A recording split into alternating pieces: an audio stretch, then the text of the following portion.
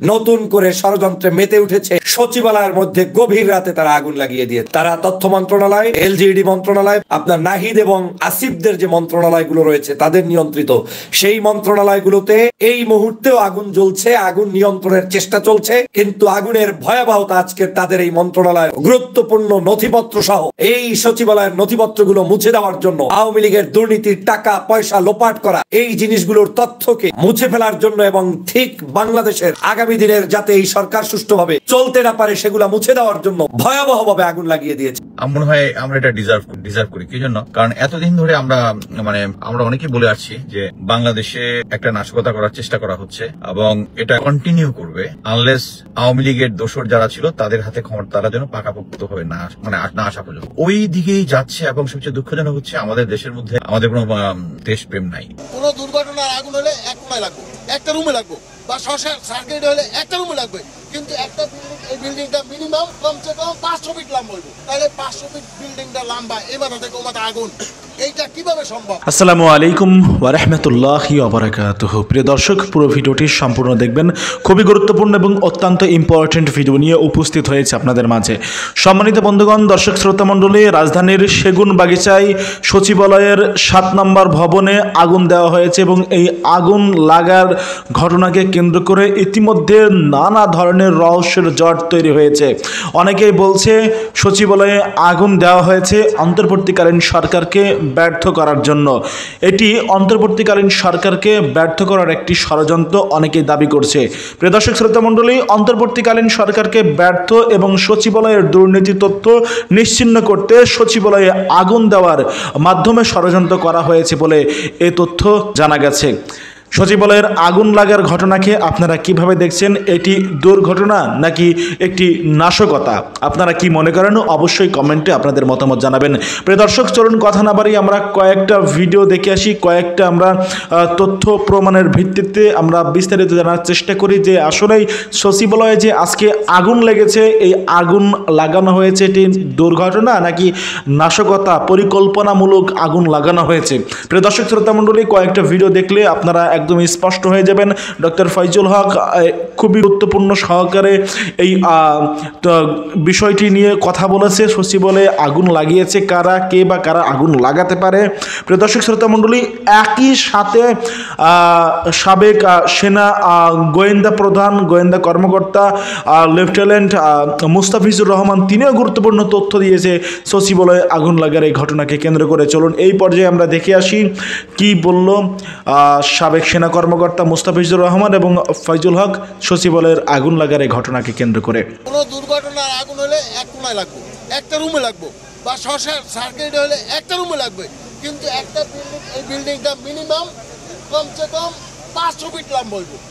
তাহলে 500 ফিট বিল্ডিংটা লম্বা, এই মাথা থেকে ও মাথা আগুন, এইটা কিভাবে সম্ভব? আমরা কোন দেশে আছি? সব জায়গায় রন্ধে রন্ধে ষড়যন্ত্র চলতে আছে। যতদিন পর্যন্ত হাসিনার এই দালাল পুরো বহিষ্কার না হইব, না তাড়ানো হইব, ততদিন পর্যন্ত এই দেশ সঠিকভাবে চালাইতে হবে, কেউ পারবে না। সাবেক আমলারা একটি প্রতিবাদ সভা করেছে। এই প্রতিবাদ সভায় তারা ব্যাপকভাবে তারা হুমকি দিয়েছে দেশকে অস্থিতিশীল করার জন্য। আমি দাবি করব প্রথমে তাদেরকে, যারা গতকাল এই সাবেক আমলারা যারা তাদের প্রতিবাদ সভায় ছিল তাদেরকে অতি দ্রুত গ্রেপ্তার করে রাখা উচিত এবং তাদের মাধ্যমে জানা যাবে এই সচিবালয়ে আগুন লাগার ঘটনা। আমি এখন থেকে 40-45 মিনিট আগে আসছি। আসার পরে দেখলাম একটা ইউনিট ভিতরে কাজ করতেছে, আর পূর্ব পাশে একটা ইউনিটে এই গাড়িটা দাঁড়ানো থাকার পরে আমি যা বললাম যে আপনারা ঢুকতেছেন না কেন? এই গাড়ি ঢোকে না, এই গাড়ি ঢোকে না। আমি ওনাদের সাথে অনেক ফায়ার সার্ভিসের গাড়ি ঢোকে না। ওই গাড়িটা যখন করে বললাম যে পূর্বের কিন্তু আপনারা মই দেয়, আপনারা আগুন দেন, এখানে বলতে পানি যায় না। এইভাবে না যাওয়ার পরে অনেক বললাম আপনার বেগুতে ভাঙেন, বেগুতে মানুষের ঘর বাড়ি সব রাস্তাঘাট পরিষ্কার করতে পারেন, আপনার গেট ভাঙেন না, গেট ভাঙে ঢোকেন। গেট ভাঙে যখন ঢুকলো, এই গাড়ি ঢুকে গেল। গাড়ি ঢুকার পর পুরা আগুন যখন পুরা লেলিহান সেখানে জ্বলে গেল, ওই সময় গাড়ি ঢুকলো। গাড়ি ঢুকার পর পুড়ে গেল ওই আরেকটা ইউনিট এই গাড়ি।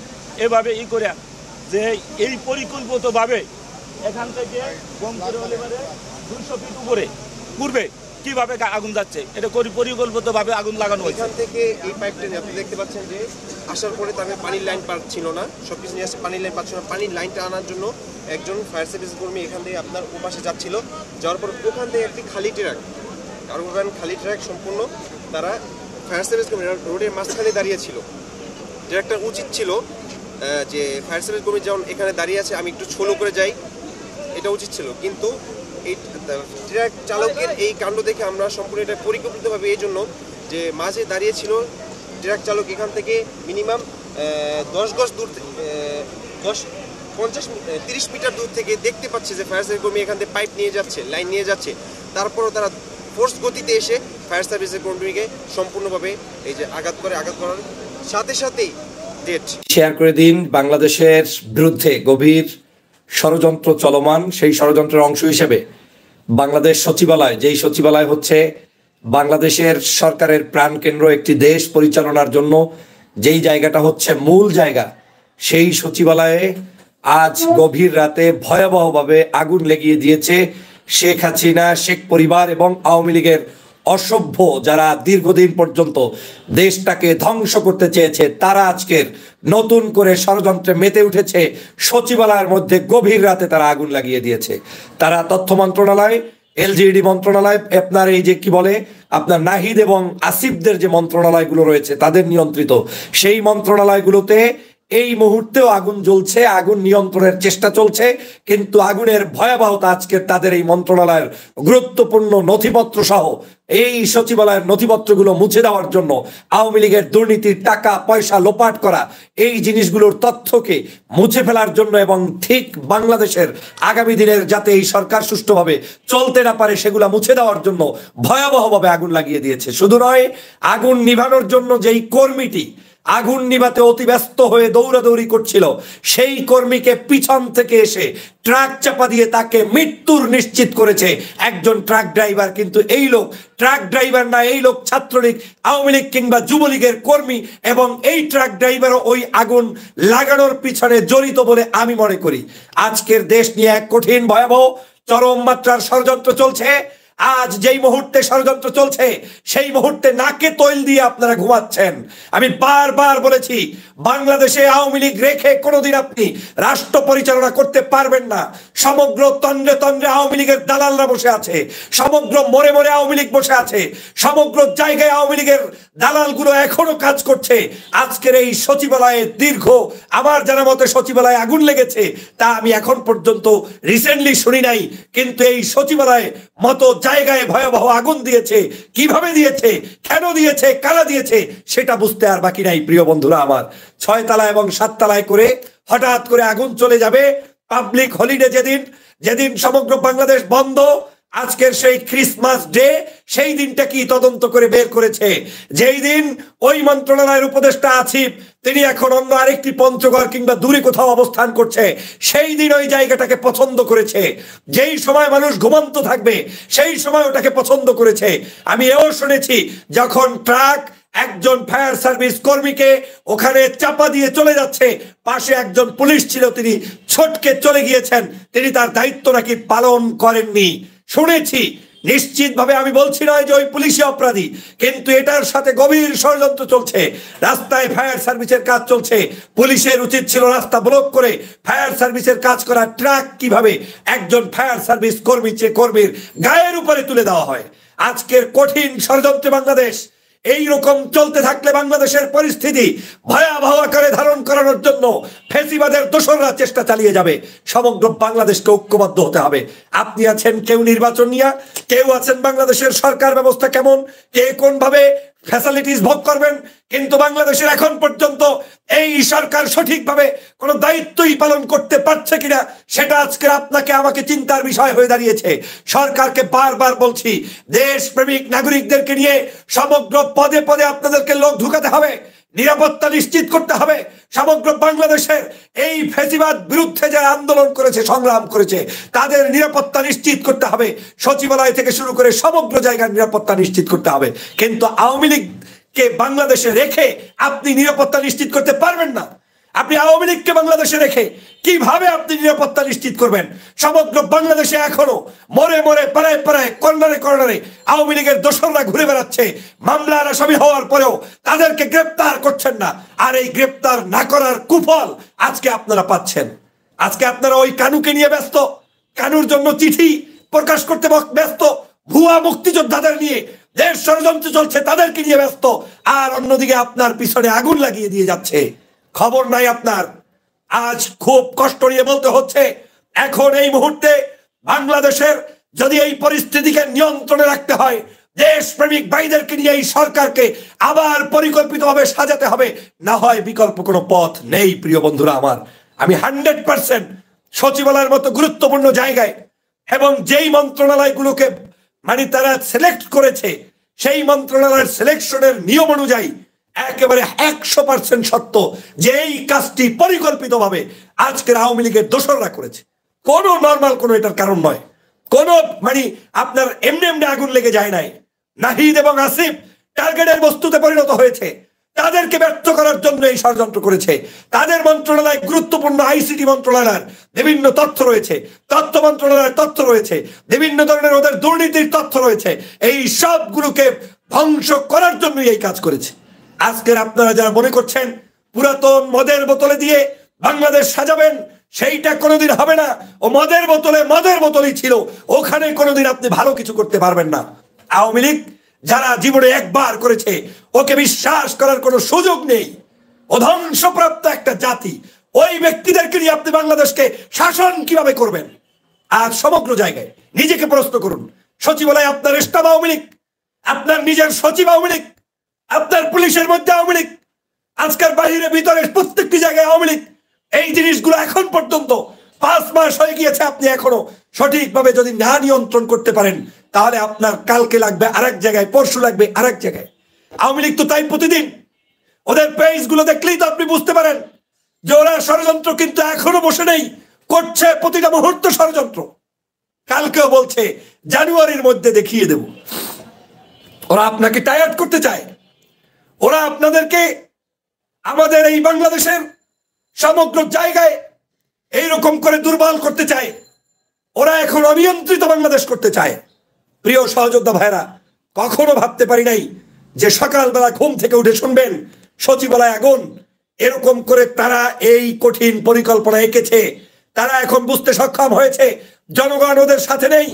এখন এই বাংলাদেশে যদি কোনো সমস্যা তৈরি করতে হয় তাহলে ওদেরকে এই কুপরিকল্পনাই এগুলো করতে হবে।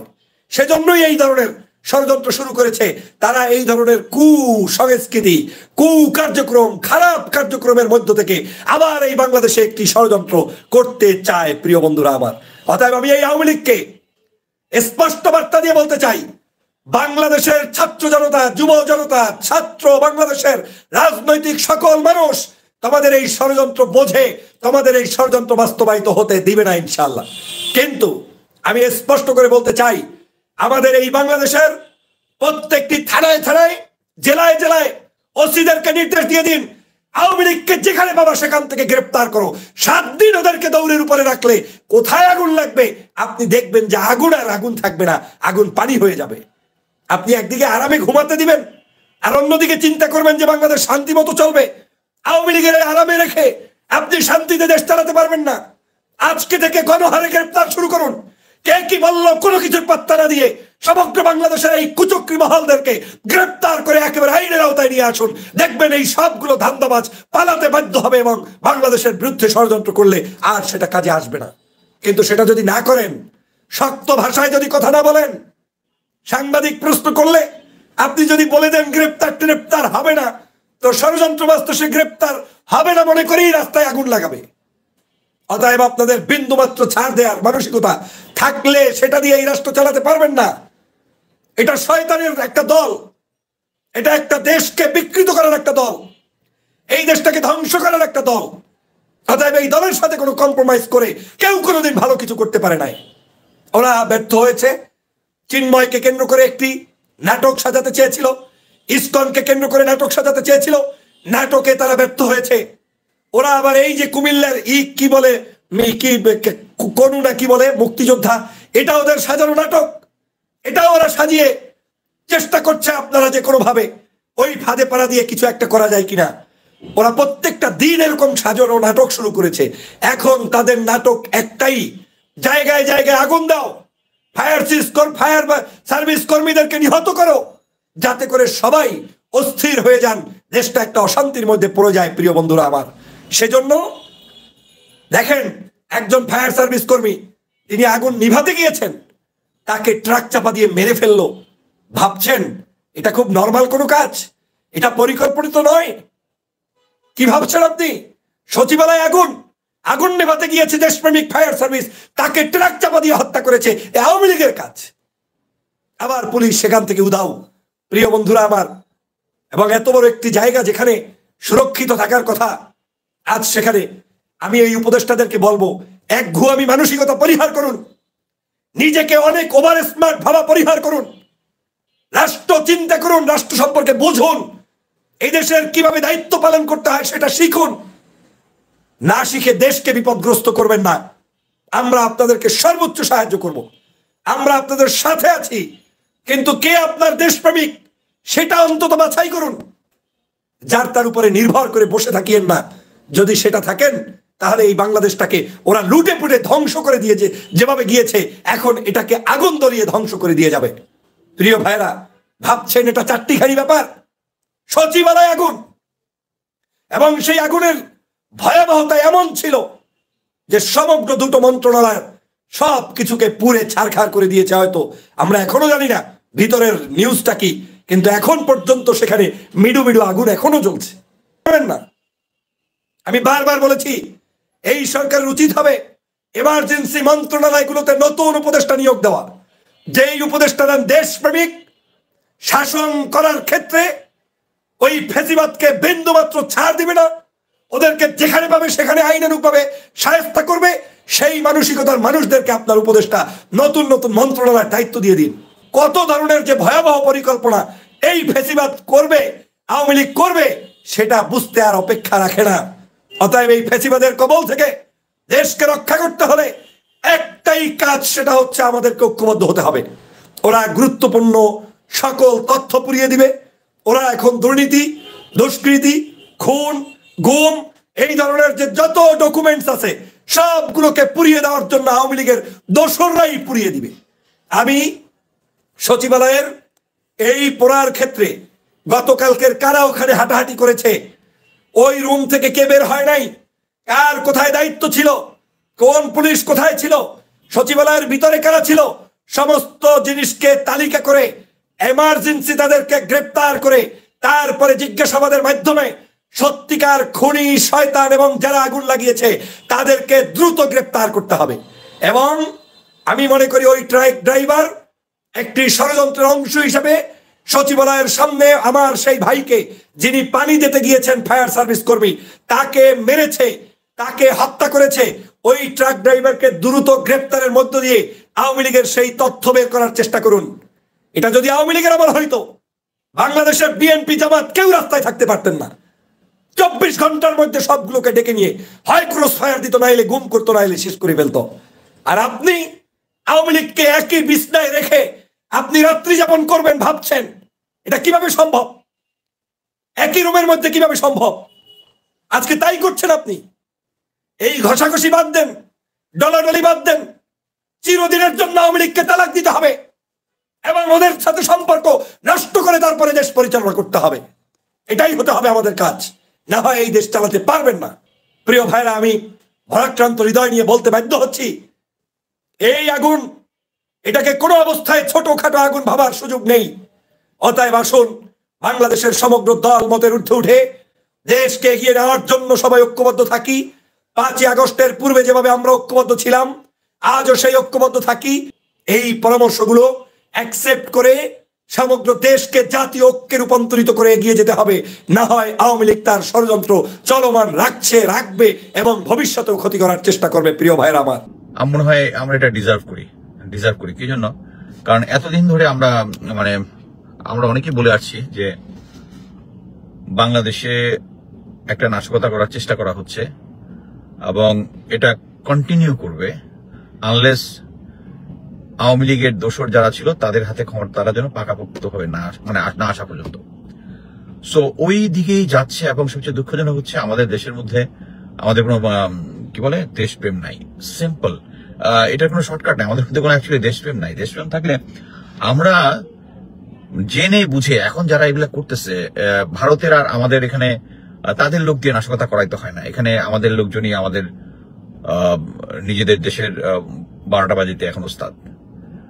গোয়েন্দা সংস্থায় যারা আছে, সিনিয়র যে সমস্ত অফিসাররা আছে যারা গুম খুনের সাথে জড়িত, অ্যাকচুয়ালি তারা এটার সাথে জড়িত, যেহেতু গুম খুন করে ইয়ার সাথে যে নামগুলো বের হয়েছে এবং এটাই তাদের মোটামুটি তাদের অবস্থা কাহিল করে দিছে। এবং এটার পরেই তারা ডেসপারেট যে বাংলাদেশে একটা অস্থির পরিস্থিতি সৃষ্টি করবে, পাবলিক চিল্লাচিল্লি করে বলবে যে আমাদেরকে কি বলে সেনা শাসন দেন, আর সেনা শাসন দিলে সেই পুরনো অফিসার যারা আছে, যারা শেখ হাসিনার দোসর, যাদেরকে জেনারেল ওয়াকার রেখে দিচ্ছে, তারা আবার দেশটা চালাবে।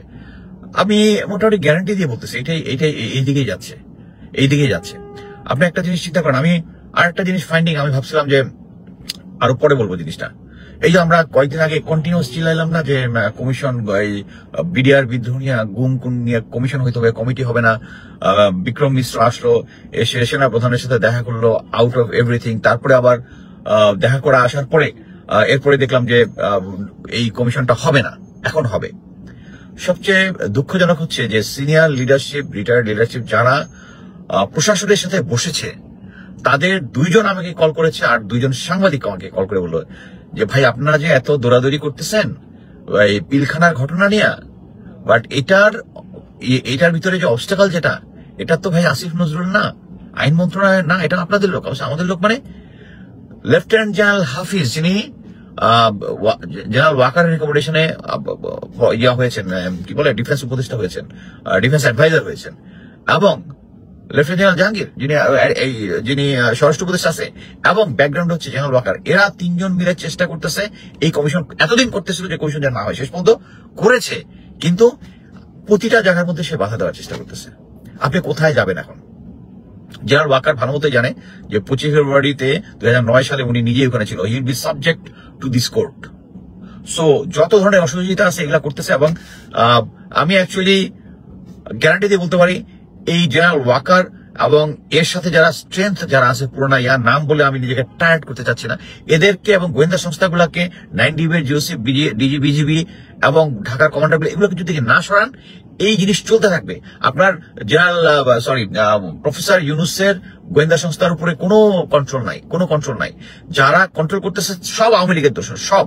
NSI তে তো মানে কয় হাজার সব ছাত্রলীগের লোকজন এখানে জয়েন করছে।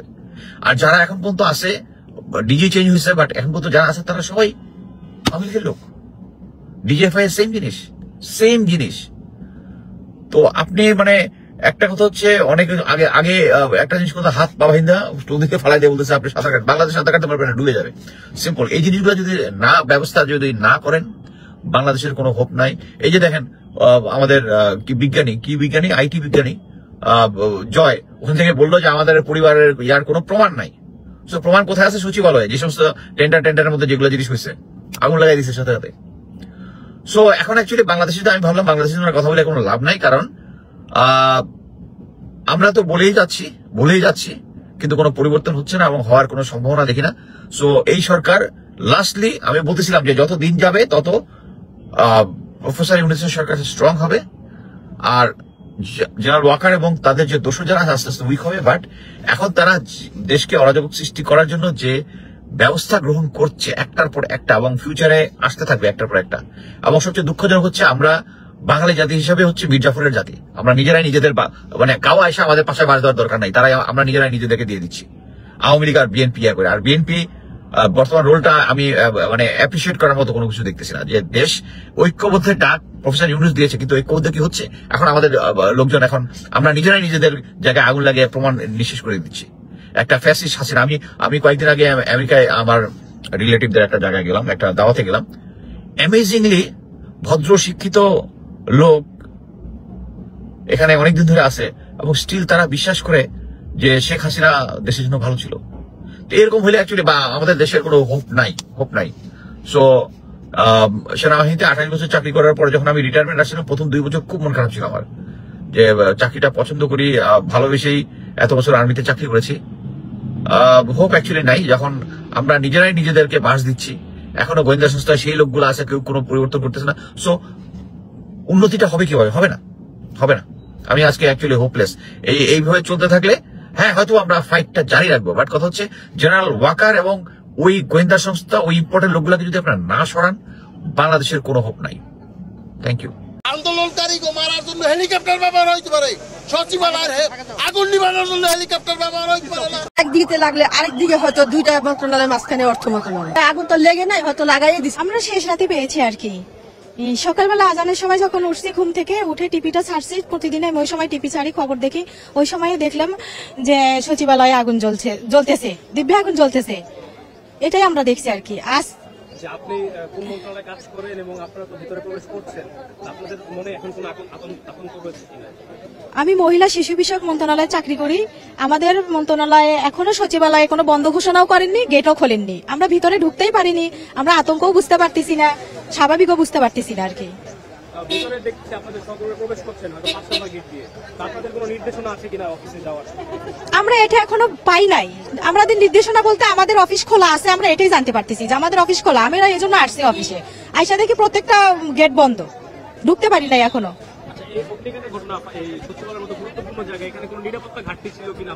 না, নিরাপত্তা কোনো ঘাটতি ছিল না। আমরা জানি জোরদার মতো ভালো মতো এখানে নিরাপদ ছিল বা সবসময় থাকে। আর কিছুদিন হলো এই যে গন্ডগোল হওয়ার পর থেকে কঠিন ভাবে আমরা ঢুকতাম আর কি। হ্যাঁ আছে, অগ্নি নিবারণের ব্যবস্থা আছে আমাদের সব প্রত্যেকটা মন্ত্রণালয়ে আছে, প্রত্যেকটা ফ্লোরে আছে। আমি আজকে সকালে যখন স্টাফ বাসে উঠছি, তারপরে আমি জানতে পারছি, আমাদের কলিগরা বললো যে মিডিয়াতে আসছে কিছু, যে ভিতরে আগুন লাগছে এবং ভিতরে কাউকে ঢুকতে দেওয়া হচ্ছে না। পরবর্তীতে আমি আসার পরে দেখলাম যে কোনো গেট দিয়ে ঢুকতে দেওয়া হচ্ছে না। আমি অপেক্ষা করতেছিলাম, তো এইমাত্র জানতে পারছি যে 5 নাম্বার গেট দিয়ে ভিতরে প্রবেশের অনুমতি দেওয়া হয়েছে। এই জন্য আমি 5 নাম্বার গেটে যাচ্ছি ভিতরে যাওয়ার জন্য।